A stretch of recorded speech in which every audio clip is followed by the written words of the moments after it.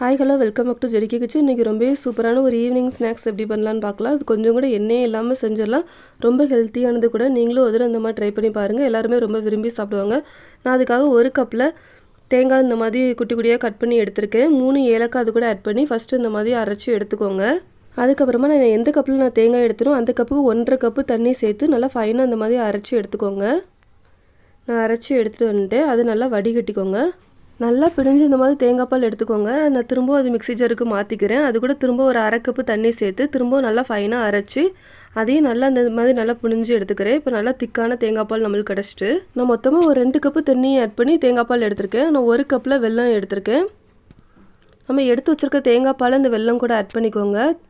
வெள்ளத்தை கொஞ்சம் நல்லா கரைச்சி எடுத்துக்கோங்க. தேங்காய் பாலை கொதிக்க வைக்க வேண்டாம். வெல்லம் மட்டும் கரைஞ்சால் போதும். நல்லா வடிகட்டி எடுத்து வச்சுக்கோங்க. ஒரு பேனில் கொஞ்சமாக நெய் ஆட் பண்ணிக்கிறேன். நெய் நல்லா சூடாகிறமா கொஞ்சமாக முந்திரி திராட்சையும் இந்த மாதிரி போட்டு வறுத்து எடுத்துக்கோங்க. வெல்லம் கரைஞ்சதுக்கு அப்புறமா அந்த தேங்காய் பால் நல்லா வடிகட்டி எடுத்துக்கோங்க. நான் 1 கப்பில் கோதுமை மாவு எடுத்திருக்கேன்.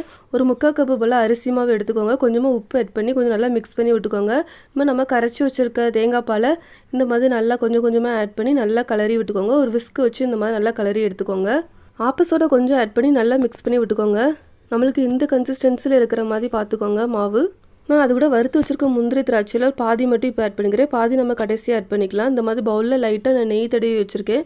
இந்த மாதிரி ஒரு டம்ளரில் கொஞ்சம் கொஞ்சமாக மாவு ஊற்றி எல்லா கப்லேயும் இந்த மாதிரி ஃபில் பண்ணிக்கோங்க. ஒரு 3/4 கப்பு மாவு இருக்கிற மாதிரி நல்லா ஃபில் பண்ணி எடுத்துக்கோங்க. இது ரொம்ப டேஸ்ட்டாக இருக்கும். கடைசியாக நம்ம வறுத்து வச்சுருக்க முந்திரி திராட்சையும் மேலே ஆட் பண்ணிக்கலாம். கொஞ்சம் தேங்காய் பூ இந்த மாதிரி துருவி வச்சுருக்கேன். அதையும் மேலே ஆட் பண்ணிக்கிறேன். கொஞ்சம் நல்லா டேஸ்ட் நல்லாயிருக்கும். உங்களுக்கு தேங்காய் பூ வேண்டாம்னா நீங்கள் ஸ்கிப் பண்ணிக்கலாம். நான் இட்லி குக்கரை மூடி போட்டு ஒரு 12 நிமிஷம் கொஞ்சம் நல்லா வேக வச்சுக்கிறேன். ஒரு கத்தி வச்சு கொஞ்சம் நல்லா வெந்துட்டான்னு செக் பண்ணி பார்த்துக்கோங்க. குக்கரில் நல்லா ப்ரெஷர் ரிலீஸ் ஆகிற வரைக்கும் கொஞ்சம் நல்லா மூடி போட்டு வச்சுருங்க. அதுக்கப்புறமா ஓப்பன் பண்ணிக்கோங்க. நல்லா சூடு ஆறுனதுக்கப்புறமா ஒரு கத்தி வச்சு இந்த மாதிரி லைட்டாக எடுத்துகிட்டு இந்த மாதிரி நம்ம எடுத்தோம்னா நம்மளுக்கு ஈஸியாக வந்துடும். ரொம்ப சாஃப்டாக இருக்கும். நீங்களும் ட்ரை பண்ணி பார்த்துட்டு உங்களோட ஃபீட்பேக்கை மறக்காமல் எனக்கு ஷேர் பண்ணுங்கள். என்னோடய சேனல் சப்ஸ்கிரைப் பண்ணிக்கோங்க ஃப்ரெண்ட்ஸ். தேங்க்யூ.